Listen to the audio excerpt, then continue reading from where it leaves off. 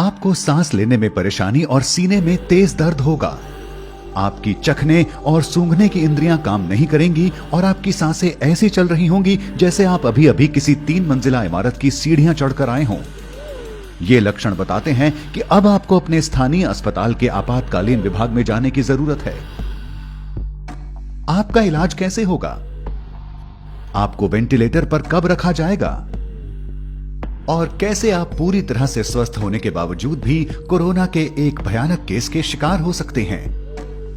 आप देख रहे हैं क्या हो अगर, और यह है क्या हो अगर आप कोरोना की वजह से अस्पताल में भर्ती हो जाएं। जल्दी करने से पहले अपने डॉक्टर को कॉल करें या अस्पताल जाकर अपने लक्षण बयान करें।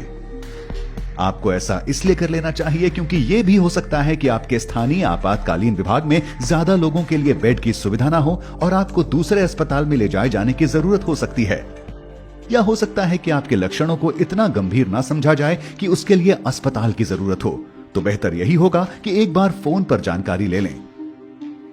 लेकिन एक बार भर्ती होने पर नर्स आपकी कोरोना की जांच करेंगी। ज्यादातर मरीजों के खून के नमूने लेने के बाद उनकी कई जांचें की जाएंगी। इसके बाद डॉक्टर आपके फेफड़ों की आवाज सुनेंगे और फिंगर मॉनिटर के जरिए ये देखेंगे कि शरीर में ऑक्सीजन का स्तर कितना है। ये क्यों किया जाता है? क्योंकि अगर आपको कोविड-19 की गंभीर समस्या हो चुकी है तो शरीर में ऑक्सीजन कम होने लगेगी। चूंकि इससे आपके अहम अंगों को जानलेवा खतरे हो सकते हैं, इसलिए आपको 2 पतली नलियों के जरिए ऑक्सीजन दी जाएगी। ये नलियां या तो सीधी या मास्क के जरिए आपकी नाक तक जाती हैं। इसके बाद आपके सीने का एक्सरे या सीटी स्कैन किया जाएगा ताकि डॉक्टरों को इसकी जानकारी मिल जाए कि आपके फेफड़ों के किन हिस्सों में जलन की समस्या है। एक सीटी स्कैन या कंप्यूटराइज्ड एक्सियल टोमोग्राफी एक ऐसी जांच है जिसमें एक्सरे और कंप्यूटरों के जरिए बगैर किसी दर्द के आपके शरीर की क्रॉस सेक्शनल छवि मिलती है। सीटी स्कैनर एक बड़ी चौकोर या गोल एक्सरे मशीन होती है जिसके बीचों बीच एक गोलाकार टनल होता है। यहां से डॉक्टर आपके सीने को देख पाते हैं। आपके सीटी स्कैन के दौरान आपको एक टेबल पर लिटाया जाता है। ये टेबल धीरे धीरे टनल से गुजरती है। गैंट्री नाम की एक बड़ी रिंग आपके शरीर के इर्द गिर्द घूमती है। इसमें एक ऐसी ट्यूब होती है जिससे एक्सरे किरणें निकलती हैं और एक डिटेक्टर जिससे शरीर में रेडिएशन का पता लगाया जाता है। गैंट्री के घूमने से ये किरणें अलग अलग एंगल से आपके शरीर की तस्वीरें लेती हैं। फिर ये सारी सूचना कंप्यूटर तक जाती है जहां आपके फेफड़ों के 3D मॉडल की तस्वीर तैयार होती है। इससे डॉक्टर आपके कोरोना संक्रमण की गंभीरता तय कर पाते हैं। जब आपके डॉक्टर के पास आपके कोरोना संक्रमण से जुड़ी सारी जानकारी आ जाती है, तब आगे का इलाज किस तरह से किया जाता है? कुछ मरीजों को एंटीबायोटिक दिया जा सकता है।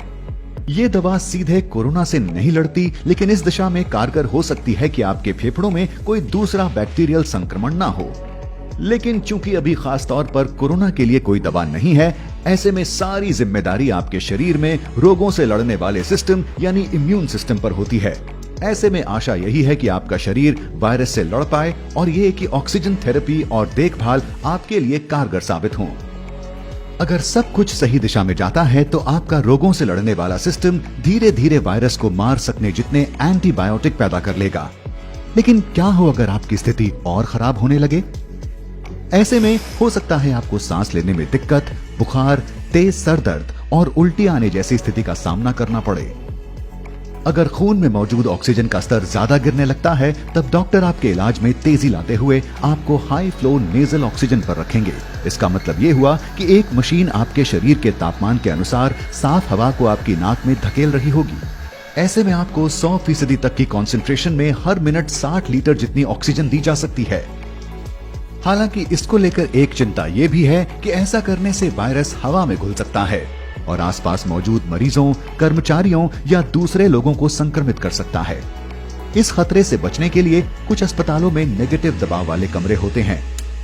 ये अलग थलग बनाए गए ऐसे कमरे होते हैं जो एक खास तरह के वेंटिलेशन सिस्टम से लैस होते हैं। यहाँ की हवा उल्टे दबाव के चलते कमरे से बाहर नहीं जाती। इस हवा को यहाँ से एक फिल्टर सिस्टम के जरिए बाहर कर दिया जाता है। अफसोस इस बात का है कि हर अस्पताल में ऐसे कमरों की सुविधा नहीं होती। अगर हाई फ्लो नेजल ऑक्सीजन का तरीका काम नहीं करता, तब डॉक्टर आपकी जान बचाने की आखिरी कोशिश करते हुए आपको मैकेनिकल वेंटिलेशन पर रखेंगे। आपको आईवी के जरिए दवाइयां दी जाएंगी। मैकेनिकल वेंटिलेशन का पहला चरण एंडोट्रैकियल इंट्यूबेशन होता है। आपके सोने के बाद आपके डॉक्टर लैरिंगोस्कोप नाम के एक उपकरण का इस्तेमाल करेंगे। ये उपकरण एंडोट्रैकियल ट्यूब को उसकी सही जगह तक पहुंचाता है। डॉक्टर आपके सर को पीछे की ओर झुकाएंगे और लैरिंगोस्कोप को आपके मुंह के जरिए गले तक पहुंचाएंगे। यहां इस बात का खास ध्यान रखा जाता है कि ये आपके दांतों के संपर्क में ना आए। आपके डॉक्टर इसके बाद धीरे धीरे आपके एपिग्लॉटिस को उठाएंगे। ये आपके लैरिंग्स की रक्षा करने वाला हिस्सा होता है।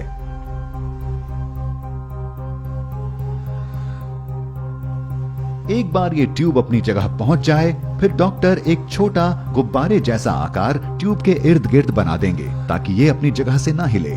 इसके बाद वो लैरिंगोस्कोप को हटाएंगे और ट्यूब को आपके मुंह के कोने में चिपका देंगे। आपके डॉक्टर ये ध्यान रखेंगे कि ये ट्यूब ठीक तरह से आपकी सांस की नली के निचले हिस्से में लगी हुई हो।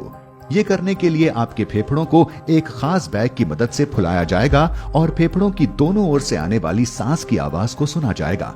अगर ट्यूब बहुत नीचे है तो दोनों फेफड़ों में एक समान हवा नहीं जाएगी। कुछ मामलों में ट्यूब की सही जगह सुनिश्चित करने के लिए इंट्यूबेशन के तुरंत बाद एक्सरे लिया जाता है।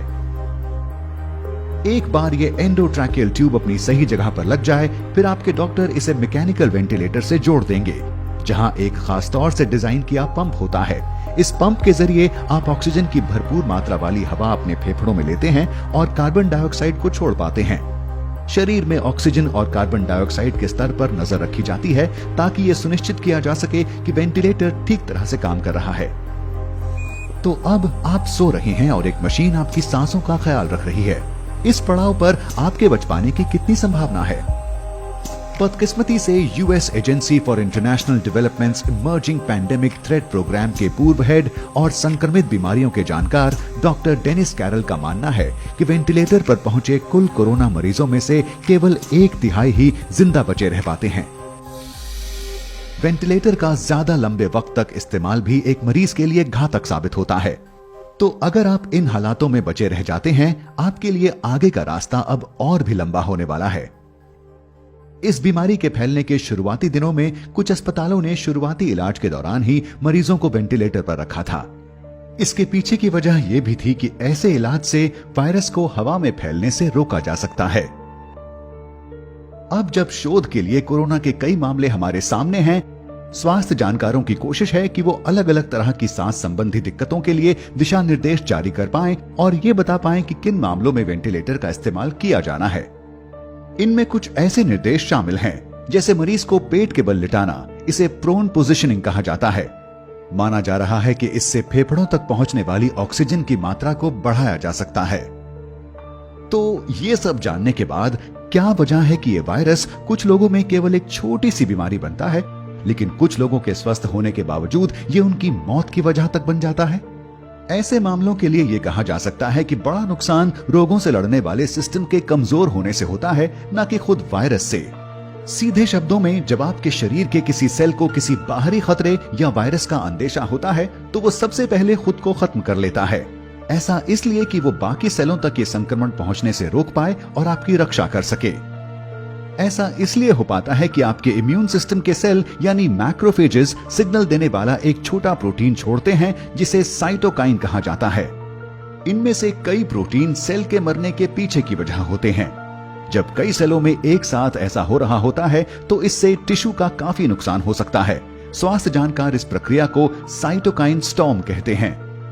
कोविड-19 होने पर नुकसान फेफड़ों के टिश्यू का होता है। इससे फेफड़ों की छोटी थैलियों की दीवारें एक तरह का तरल छोड़ने लगती हैं, जिससे निमोनिया होता है और खून में ऑक्सीजन की कमी होने लगती है।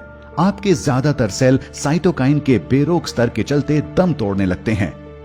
ये आपके फेफड़ों का तब तक नुकसान करता है जब तक वो ऐसी स्थिति में ना पहुंच जाएं जहां से सुधार मुश्किल है। आपका शरीर अब खुद का ही नुकसान कर रहा होगा। साइटोकाइन स्टॉर्म कोरोना के गंभीर मामलों के मरीजों में एक आम बात हो चुके हैं और कई मामलों में लोगों की मौत के पीछे की वजह भी यही है। आप में ये साइटोकाइन स्टॉर्म होगा या नहीं, ये काफी हद तक आपके जीन्स पर भी निर्भर होता है। H1N1 फ्लू वायरस के मरीजों में ये पाया गया है कि जिनमें ये साइटोकाइन स्टॉर्म आया वो काफी हद तक जेनेटिक कारणों से था। अब ये काफी हद तक संभव है कि बढ़ती उम्र के साथ ये जेनेटिक इम्यून विकार आप में भी विकसित हो जाएं। लेकिन ऐसी भी संभावना है कि आपके जीन्स में पहले से ही कुछ ऐसा हो जिससे आप कोरोना वायरस से संक्रमित होकर तुरंत साइटोकाइन स्टॉर्म की समस्या से घिर जाएं। यहाँ ये समझना जरूरी है कि साइटोकाइन स्टॉर्म की पूरी तस्वीर अभी हमारे सामने नहीं है और स्वास्थ्य समुदाय को इस बीमारी के सारे पड़ावों को समझने में अभी लंबा वक्त लगेगा। कई जानकारियों की दूसरे संस्थानों के जरिए पुष्टि होना अभी बाकी है।